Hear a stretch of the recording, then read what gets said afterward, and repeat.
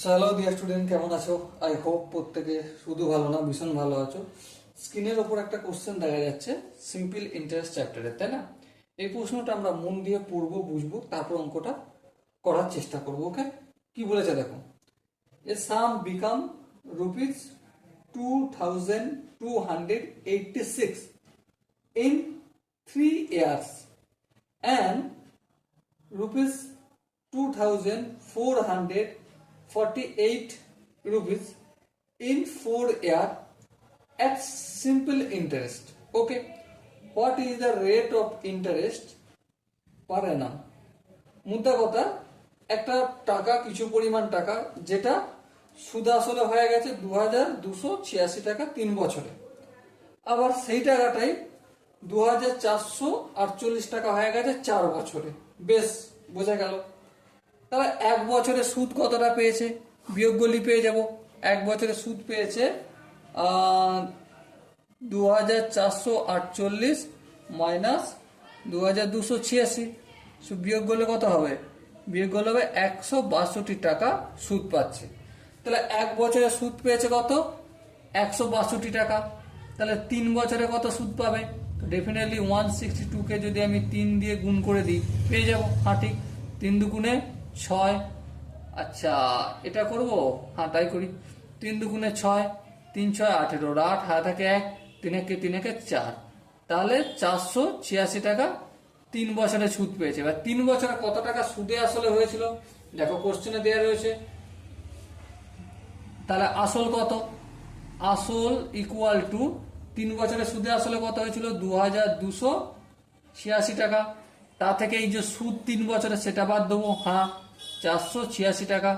সেটা যদি বাদ দিই তাহলে কত গেল? 6 6 মিলে গেল 0, 8 8 মিলে গেল 0, 4 করে 2 বলবো না 12 বলবো? অবশ্যই 12 বলবো। 4 করে 12, 8 1, তাহলে 800 টাকা হচ্ছে আসল। বেশ, তাহলে আসলও পেয়ে গেছি।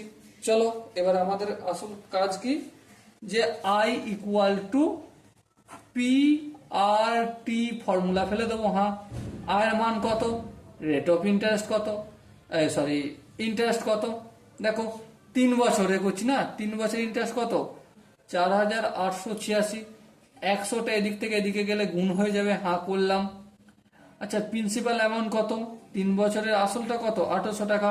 সো এখানে নিচে হবে, কারণ এদিকে গুণ আছে, এদিকে আসলে ভাগ হবে পিটা। আচ্ছা, টিটা কি হবে? আর এর সাথে গুণ আছে, এদিকে আসলে ভাগ হবে। আর এখানে টাইমটা কতটা দেখো, কোশ্চেন টাইম কত বলে দিয়েছে? 3 বছর।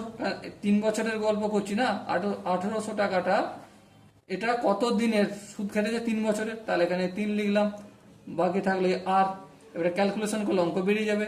এই শূন্য এই শূন্য কাটলাম, এই শূন্য এই শূন্য কাটলাম। এবার দেখো 3 1 3, এটাও 3 1 3, 3 6 18, 3 দুগুণে 6। এবার 162 ভাজিত 18, তাহলে 162কে 18 দিয়ে ভাগ করব। তাহলে দেখো 9 18 কত হয়? 162 হয়। তাহলে রেট অফ ইন্টারেস্ট কত পেয়ে গেলাম? 9%।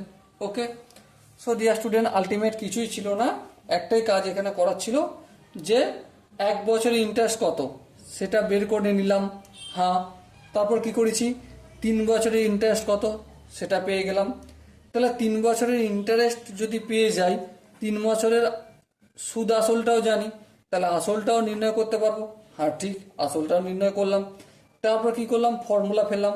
ফর্মুলা ফেলে কোন টাইমের সাপেক্ষে কোন আসলের সাপেক্ষে অঙ্কটা করেছি?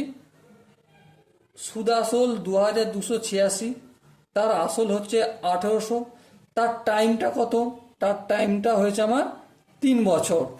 এর সাপেক্ষে অঙ্কটা করলাম, কি পেয়ে গেলাম? 9% rate of interest. Okay, so dear student, I hope তোমরা প্রত্যেকে প্রতিটা স্টেপ বুঝতে পেরেছো। যদি কোনো স্টেপ বুঝতে অসুবিধা থাকে, ডাউট থাকে বা কনফিউশন থাকে, তার জন্য কমেন্ট বক্স খোলা রইল। ওকে, সো দেখা হচ্ছে পরবর্তী সেশনে। ততক্ষণ পর্যন্ত ভালো থেকো, সুস্থ থেকো এবং জয় হিন্দ।